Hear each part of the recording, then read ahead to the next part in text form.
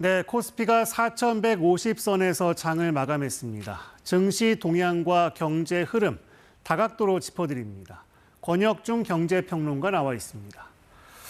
먼저 오늘 코스피 조금 올랐네요. 요즘 증시의 흐름은 어떻게 보고 계시나요? 일단 오늘 이제 코스피 한 1% 올랐고요. 코스닥은 2% 정도 올랐는데 일단 제가 보고 있는 이제 증시는요. 사실 좀 우려스러운 부분이 굉장히 좀 많다라고 생각을 해봅니다. 네. 우리가 보통 자녀가 편식을 하면은 걱정이 크잖아요. 제가 지금 바라보고 있는 우리나라의 주식시장 편식이 좀 심하다. 한마디로 양극화가 너무 심해졌는데요. 아마 많은 분들이 공감하실 겁니다. 반도체 주식을 갖고 있으면 상승률이 좋지만 이외의 주식은 사실 그렇게 좋은 상승률을 보여주지 않고 있다는 거죠. 네. 또 한 가지는 이제 정책 모멘텀이 있으면 오르고요. 이외의 종목들은 그렇게 좋은 상승률을 또 보여주지 않고 있는 모습들. 그래서 약간 양극화가 좀 크게 벌어지고 있는 장이 연출되다 보니까 네. 건강하지 못하다라고 저는 좀 생각을 하고 있고요. 네. 무엇보다 또 환율이 굉장히 높아졌습니다. 외국인들이 이번 달 들어와서 7조 원 넘게 순매도를 하고 있는데 그럼에도 불구하고 코스피 지수가 계속 오른다는 거죠. 한마디로 개인 투자자분들이 계속적으로 그 물량을 받아주고 있다 보니까 만약에 외국인들이 계속적으로 빠져나간다 그러면 변동성이 더 심해질 수밖에 없거든요. 그렇기 네. 때문에 이런 점들은 좀 우려스러운 부분이라고 생각을 해봅니다. 네, 코스피가 올해 들어서 너무 많이 오르다 보니까 경고등이 켜졌다 이런 외신 보도도 있었습니다. 어떻게 보시나요? 네, 외신들은 계속적으로 우리나라의 그 상승률, 기록적인 상승률이거든요. 우리나라 이제 코스피 지수의 올해 들어와서 상승률을 봤더니 71% 상승을 했고요. 코스피 200 같은 경우에는 83%나 상승을 했습니다. 블룸버그 통신은 이런 얘기를 하고 있습니다. 코스피 차분한 타 증시와 이례적으로 굉장히 다르다. 한마디로 우리나라의 증시가 전 세계의 증시의 상승률 1위를 기록하고 있거든요. 그러다 보니까 변동성이 굉장히 심해졌다라고 이제는 지금 평가를 하고 있습니다. 오죽하면은 이런 표현을 쓰고 있어요. 항상 외신들이 우리나라의 주식시장을 봤을 때에 또한 개인 투자자를 봤을 때 오징어 게임과 비유를 많이 하거든요. 그러니까 네. 너무 공격적인 투자를 너무 많이 하고 있다. 우리나라의 개인 투자자분들이. 그래서 네. 좀 우려의 부분을 지금 드러내고 있고 특히 변동성 지수가 계속적으로 높아지고 있는 점들을 근거로 해서 외신들은 우리나라의 증시에 대한 뜨거운 열풍을 투기 자산에 대한 지금 장으로 가고 있다라고 해서 좀 의아한 모습들을 보여주고 있습니다. 그 말씀하신 내용의 그 연장선상에서 그 이른바 B2도 지금 많이 늘고 있죠.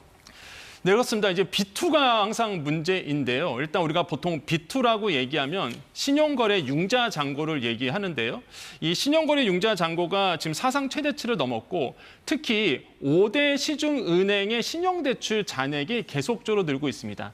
특히 이제는 지금 보니까요. 예, 지금 차트에 보시면 신용융자 잔고 추이가 이제 나오고 있는데 네. 이 금액이요. 실제적으로 지금 보니까 한 26조 2천억 원이나 돼요. 그러니까 역대 최대 금액으로 지금 B2가 늘어나고 있다는 게 굉장히 좀 우려스러운 부분이고 근데 이런 B2 안에서 또 본다 그러면 새로운 지표가 뭐냐 그러면 네. 마통입니다.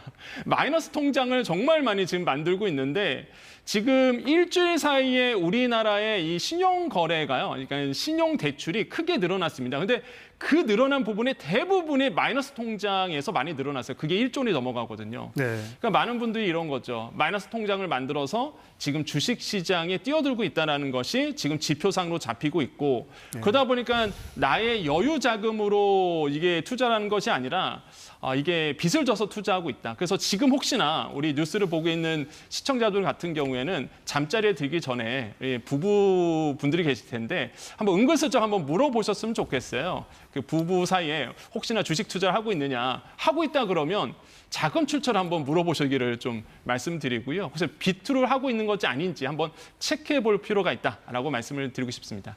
그럼 개인적으로 지금 상황에 좀 우려할 만한 수준까지 왔다고 보시는 거예요? 저는 너무 단기간에 과열이 됐다라는 점에서는 굉장히 좀 우려할 부분이 있고요. 아까 말씀드린 것처럼 오르는 주식만 오르거든요. 오르는 종목만 계속 오르다 보니까 이게 갑자기 빠지면은 사실 개인 투자자분들은 손실, 올해 들어와서 투자하신 분들은 아마 제가 봤을 때는 반도체 쪽에 투자하신 분들은 거의 손실이 없었을 거예요. 그럼 만약에 이런 어떤 장세가 갑자기 빠졌을 경우에는 거의 사실 적응을 못 하시거든요. 그렇기 때문에 지금 상황에서는 다시 한번 말씀드리지만 이제 여유 자금으로 투자하시는 것이 지금 상황은 굉장히 좋다. 그래서 비투는 좀 지양하는 게 맞다라고 다시 한번 말씀을 드리겠습니다. 네, 아까 뭐 쏠림 현상도 말씀하셨지만 그렇다 보니까 개미들의 수익률은 코스피가 많이 올랐음에도 수익률이 그다지 높지 않다 이런 결과도 있지 않습니까? 네, 최근에 한 증권사에서 본인의 그 증권사에 가지고 있는 계좌를 다 분석을 해봤습니다. 이게 무려 한 240만 계좌인데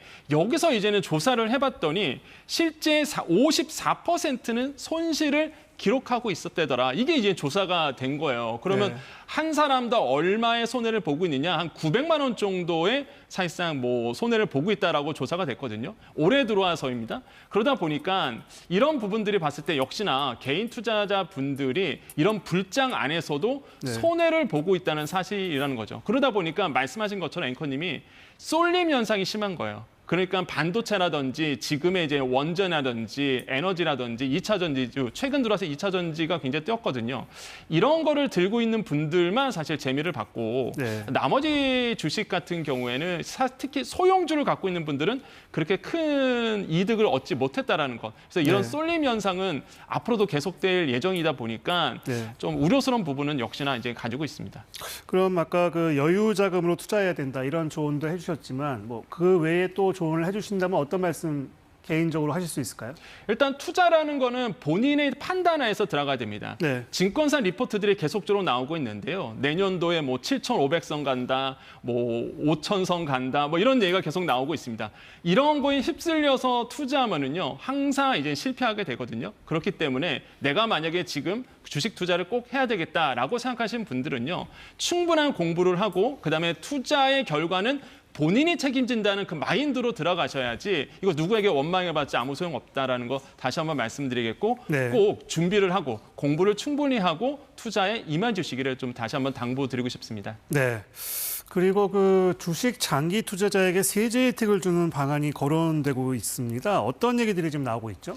어차피 지금 양도소득세 같은 경우에는요. 어차피 개인 투자자 같은 경우에는 50억 원 이상 들고 있지 않으면은 어차피 양도소득세는 없습니다. 그러면 양도소득세에 대한 부분은 아마 뭐 베네핏이 그대로 이제는 들어갈 거고 네. 그러면 이제는 장기 투자하는 쪽에서 아마 세제 혜택을 주는데 결국에는 ISA 계좌, 그러니까 개인 종합 자산 관리 계좌라고 있거든요. 네. 여기에 같은 경우에는 수익이 일반 같은 경우에는 200만 원 안까지는 비과세가 됩니다. 그다음에 서민 같은 경우에는 400만 원까지는 이제 비과세거든요. 네. 그거를 넘어가게 되면 이제 9.9%의 이제는 세금이 붙게 되는데 그러면 장기 투자 이게 3년입니다. 그러면 예를 들어서 5년이 된다. 그러면은 이제는 거기서 200만 원이 아니라 한 400만 원까지 비과세 혜택을 주는 거. 10년이 된다. 그러면 900만 원까지의 비과세 혜택을 준다. 이렇게 장기 투자하면 비과세 혜택을 주는 이런 방안으로 지금 아마 논의가 지금 돼가고 있고요. 네. 물론 결정되진 않았지만 이런 식으로 지금 움직일 거다라고 시장에서는 예측을 하고 있습니다. 그런데 실제로 그렇게 되면 좀 과잉 특혜 아니냐 이런 말도 있긴 합니다. 맞습니다. 지금 주식 투자하시는 분들은요. 세금 내는 게 사실상 뭐 양도소득세 지금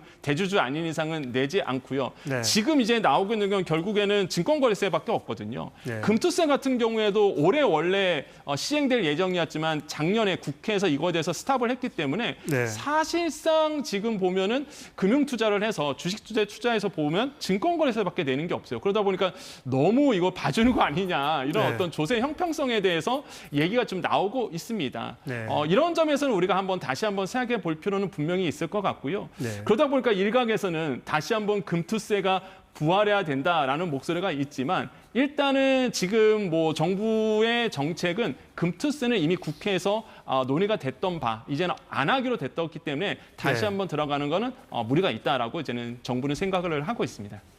네, 권혁중 경제평론가였습니다. 말씀 잘 들었습니다. 네, 감사합니다.